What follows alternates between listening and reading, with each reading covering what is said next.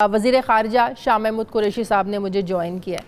السلام علیکم، بہت شکریہ شاہ محمود قریشی صاحب، آپ نے وقت دیا۔ شاہ صاحب، چین کے بعد اب پاکستان نے بھی بھارت کو منہ توڑ جواب دیا ہے۔ آپ بھی جانتے ہیں کہ گزشتہ سال بھی پاکستان نے بھارت کے 3 ڈرون مار گرائے تھے۔ پچھلے مہینے اپریل میں بھی لائن آف کنٹرول کی خلاف ورزی کرنے پر بھارت کا ڈرون جو تھا وہ مار گرایا تھا۔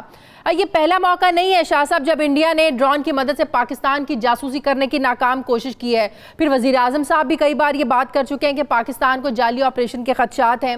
کیا دنیا کو نہیں یہ چاہیے کہ مودی سرکار کے جو عزائم ہیں اس کے نوٹس لیا جائے؟ اب مودی سرکار جو امن کے لیے اس خطے کے لیے خطرہ بنتا جا رہا ہے، شاہ صاحب کیا دنیا اس میں اپنا کوئی رول پلے نہیں کر سکتی ہے؟ آپ نے درست فرمایا کہ دنیا کو اس کا نوٹس لینا چاہیے۔ بھارت کی کارروائیوں کا، ان کی پالیسیز کا جو منفی اثر پڑ رہا ہے اس خطے کے امن و استحکام پر، دنیا کو یقیناً اس کی خبر لینی چاہیے، نوٹس لینا چاہیے۔ اب پاکستان تو ہمیشہ امن کو ترجیح دیتا رہا ہے۔ ہم ہمیشہ کہتے رہے ہیں کہ گفت و شنید سے مسائل کو حل ہونا چاہیے۔ آپ نے دیکھا چین کا بھی یہی رویہ تھا کہ دیکھیے یہ ایک متنازع علاقہ ہے، جو چین اور ہندوستان کے درمیان جو لداخ کا علاقہ ہے، اس پہ ہمارے میکنزمز موجود ہیں۔ آئیے بیٹھیے اور گفت و شنید سے مسئلے کو حل کریں۔ اگر آپ وہاں غیر قانونی طریقے سے سڑکوں کی تعمیر کریں گے، ایئر اسٹرپس بنائیں گے تو ہمیں قبول نہیں ہوگا۔ پاکستان کیا کہتا رہا ہے؟ پاکستان بھی یہ کہتا رہا ہے کہ کشمیر کے مسئلے کو آپ تسلیم کر چکے ہیں۔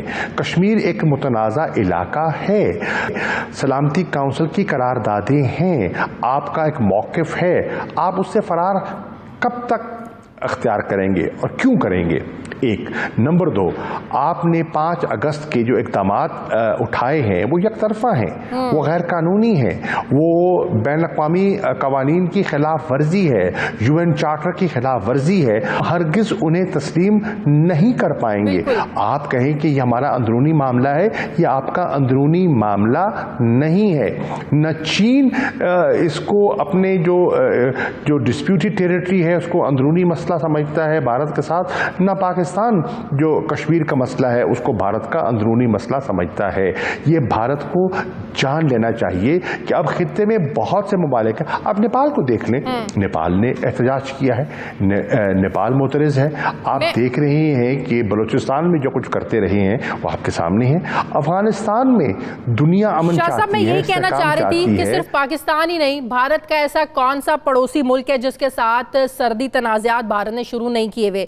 سری لنکا کی بات اگر میں کروں تو بھارت حکومت مخالف جو تامل ٹائگرز ہیں ان کو وہاں پر مضبوط کرتا رہا۔ اس کے علاوہ چائنا، نیپال، بھوٹان، سب کے ساتھ بھارت کے سرحدی تنازعات ہیں۔ بھارت پاکستان کے خلاف جو ہے افغانستان کی سرزمین استعمال کرتا رہا، بلوچستان میں جو دہشت گردی کی کارروائیاں اس میں ملوث رہا۔ کیا یہ خطے کے تمام ممالک مل کر کوئی ایسی پالیسی ایجنڈا نہیں بنا سکتے کہ بھارت کو منہ توڑ جواب دیا جائے؟ بھارت کیوں اس خطے کو جو ہے نا وہ لیڈ کرنا چاہتا ہے؟ کیوں اپنے ایکشن سے یہ ثابت کرنا چاہ رہا ہے کہ وہ بھارت اس خطے کا مضبوط ملک ہے؟ تمام ممالک مل کر کچھ ایسا نہیں کر سکتے کہ بھارت کو منہ توڑ جواب دیا جائے؟ آپ نے دیکھا کہ دھیرے دھیرے لوگ نالاں ہوتے جا رہے ہیں۔ ابھی آپ نے ذکر فرمایا سری لنکا کا۔ سری لنکا میں جو کچھ کھیل ہوتا رہا ہے وہ آپ کے سامنے ہے، تاریخ کا حصہ ہے۔ بنگلہ دیش کے ساتھ ان کے بڑے اچھے تعلقات رہے ہیں، بہت اچھے تعلقات رہے ہیں، لیکن آج جو NRC کی ان کی کارروائی ہے جس پہ کہ انہوں نے امتیازی سلوک اپنایا ہے مسلمانوں کے خلاف اور بالخصوص بنگالیوں کے خلاف، آج بنگلہ دیش بھی احتجاج کر رہا ہے، وہ بھی نالا ہے۔ تو یہ دنیا کو دیکھنا چاہیے کہ جو پاکستان کہتا تھا آج پاکستان تنہا نہیں ہے، اس پورے خطے کے ممالک یہ کہہ رہے ہیں۔ پھر آپ دیکھیے سارک ایک ایسا فورم تھا جس کو اگر ہم استعمال کرتے تو پورا خطے کی ترقی خوشحالی کا وہ ذریعہ بن جاتا۔ انہوں نے اپنی ضد اور ہٹ دھرمی کی وجہ سے سارک کو ڈس فنکشنل کر کے رکھ دیا، صرف اس لیے کہ اسلام آباد نے میزبانی کرنی تھی سمٹ کی اور وہ اسلام آباد آنا نہیں چاہتے۔ تو یہ ہے رویہ جس کا دنیا کو نوٹس لینا چاہیے۔ انسانی حقوق کو جس طرح پامال کیا جا رہا ہے، ہیومن رائٹس کاؤنسل میں پاکستان نے اس مسئلے کو اٹھایا اور اقوام متحدہ کی جو ہیومن رائٹس کمشنر ہیں انہوں نے 2 رپورٹیں شائع کی 18 میں، شاہ صاحب، اب پریزیڈنٹ ٹرمپ نے چین اور بھارت کو بالکل ویسی ثالثی کی پیشکش کی ہے جیسے کہ کشمیر کے مسئلے پر بھارت اور پاکستان کو کی، اور بھارت نے کبھی اس کو قبول نہیں کیا، یہ کہہ کر کے یہ بھارت کا اندرونی معاملہ ہے۔ بات یہ ہے کہ اس معاملے پر بھارت کا میڈیا وہ واویلا شور نہیں مچا رہا ہے جو پاکستان کو لے کے ہمیشہ وہاں کا میڈیا شور مچاتا ہے، اور روزانہ پاکستان سے لڑنے والے جو ان کے اینکرز ہیں اسپیشلی ان کو یہ ڈائریکشن دی جا رہی ہیں کہ چین کی جارحیت پر کوئی زیادہ بات کرنے کی ضرورت نہیں ہے، اس کو زیادہ توجہ ہی نہیں دینی چاہیے۔ بھارت کا یہ رویہ، بھارت کے میڈیا کا یہ رویہ، آپ سمجھتے ہیں کہ بھارت چاہتا ہے کہ کسی نہ کسی طریقے سے ثالثی ہو جائے جو بات پریزیڈنٹ ٹرمپ کر رہے ہیں، کیونکہ وہ نقصان برداشت شاید نہیں کر پا رہے جو اسے منہ کی کھانی پڑ رہی ہے؟ اگر چین کے ساتھ وہ ثالثی کے لیے تیار ہو سکتا ہے تو پھر پاکستان کے ساتھ کیوں نہیں ہو سکتا؟ اصول کی بات ہے نا، چھوڑیے چھوٹے ملک کو بڑے ملک کو ایک طرف رکھیے، آپ نے ایک پرنسپل کو اپنانا ہے، ایک اصولی موقف اپنانا ہے۔ اگر آپ گفت و شنید کے ذریعے وہاں مسائل کو حل کرنا چاہتے ہیں تو پاکستان نے گفتگو سے کب انکار کیا؟ ہم تو صرف یہ کہہ رہے ہیں کہ گفتگو سے بھی آپ نے فرار اختیار کیا، سلامتی کونسل کی قراردادوں سے آپ فرار ہوئے، جو کمپوزٹ ڈائلاگ ہے، کمپریہنسو ڈائلاگ ہے، اس سے فرار آپ نے اختیار کی، سارک سے فرار آپ ہوئے، گفتگو سے فرار آپ ہو رہے ہیں، اور یکے بعد دیگر ایسے اقدامات کر رہے ہیں جس سے کہ اس خطے کے امن و استحکام کو آپ داؤ پہ لگا رہے ہیں۔ دنیا کو نوٹس لینا چاہیے۔ میں نے متحدہ کے سیکرٹری جنرل سے، میں نے سلامتی کونسل کے صدر سے، میں نے سیکرٹری جنرل OIC سے، میں نے وزیر اعظم عمران خان صاحب کا بات یہ کہ شاہ صاحب اگر دنیا بھارت کو اب اس خطے کے لیے خطرہ سمجھ رہی ہے تو پھر یہی دنیا طالبان کو کیوں کہا جا رہا ہے کہ بھارت کے ساتھ جو ہے وہ بات کی جائے، بھارت کو بھی اس پروسیس میں شامل کیا جائے؟ کیوں پھر بھارت کو بھی کہا جا رہا ہے، طالبان کو بھی کہا جا رہا ہے؟ آپ بھی جانتے ہیں افغانستان اور پاکستان کا ہم نے ایک دوسرے سے جڑا ہوا ہے۔ اب جب سچویشن وہاں پہ نارمل ہونے جا رہی ہے، طالبان اور افغان حکام کے درمیان بات چیت ہونے جا رہی ہے، تو آپ سمجھتے ہیں کہ ایسی سچویشن میں بھارت اور طالبان کی بات چیت ہونی چاہیے؟ یہ وہی بھارت ہے جو افغانستان کی سرزمین کو پاکستان کے خلاف استعمال کرتا رہا ہے؟ دیکھیے، طالبان کا جہاں تک تعلق ہے وہ بھارت کے رویے سے اور جو کچھ بھارت کرتا رہا ہے اس سے پوری طرح واقف ہے، وہ بے خبر نہیں ہے، وہ چیزوں کو سمجھتے ہیں اور بڑی گہرائی سے چیزوں کو دیکھتے ہیں، نمبر 1۔ نمبر 2، وہ یہ بھی جانتے ہیں کہ بھارت ان کا پڑوسی نہیں ہے، امیجیٹ نیبر نہیں ہے۔ پاکستان تو افغانستان کا امیجیٹ نیبر ہے، ہماری تو سرحدیں جڑی ہوئی ہیں، ہماری تو ثقافت جڑی ہوئی ہے، ہمارے تو قبائل جڑے ہوئے ہیں، ہماری تو تجارت جڑی ہوئی ہے، تو وہ یہ تمیز کر سکتا ہے اور اس میں ڈسٹنکشن اور ڈسٹنگوش کرنے کی صلاحیت موجود ہے۔ ہاں، اس حد تک دنیا چاہتی ہوگی کہ بھارت کو آن بورڈ ہونا چاہیے کہ وہ سپوائلر کا رول نہ پلے کرے۔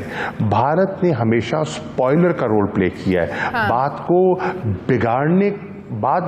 بگاڑنا تو آسان ہے، بات بنانا مشکل ہوتا ہے، چیز تعمیر کرنی مشکل ہوتی ہے، گرانی توڑنی تو آسان ہوتی ہے۔ تو وہ چاہتے ہیں کہ جو معاہدہ دوحہ کا، جو پیس کا، امن کا جو معاہدہ ہوا ہے، اس میں بھارت اپنی کوشش کے باوجود کامیاب نہ ہو پائے۔ حالات کیا لگ رہے ہیں چائنا اور بھارت کے درمیان؟ جنگی امکانات کس حد تک بڑھتے ہوئے آپ کو نظر آ رہے ہیں؟ کیونکہ ظاہر ہے دونوں ممالک کی سچویشن ایسی ہے، دونوں ہمسایہ ملک ہیں پاکستان کے۔ پاکستان اس سچویشن سے کس حد تک پاکستان پر اثر پڑے گا اگر صورتحال اور بگڑ؟ میری رائے میں بھارت نے بہت سی احمقانہ حرکتیں کی ہیں، لیکن یہ حماقت نہیں کرے گا۔ ان کو اپنی حیثیت کا علم ہے اور وہ چین کی صلاحیتوں سے پوری طرح واقف ہے۔ میں سمجھتا ہوں جیسے آپ نے کہا کہ وہ بھیگی بلی کی طرح دم دبائے۔ اچھا شاہ صاحب، آگے بڑھتے ہیں، کچھ پاکستانی سیاست کی بھی بات کر لیتے ہیں۔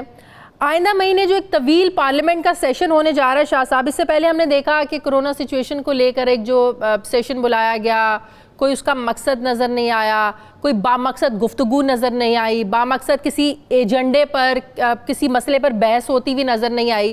اب جس طرح یہ بھارت اور چائنا کا معاملہ ہے، اس خطے کی صورتحال ہے، ایسی بامقصد اگر سیشن میں گفتگو ہو تو پتہ چلتا ہے کہ ہمارے جو نمائندے ہیں ان کے معاملات میں انٹرسٹ ہیں.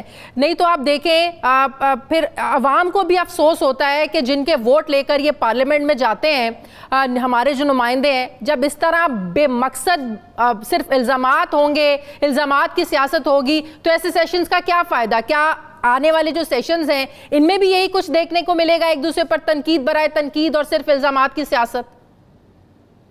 دیکھیے، پہلی بات تو یہ کہ سیشن کیوں بلایا گیا.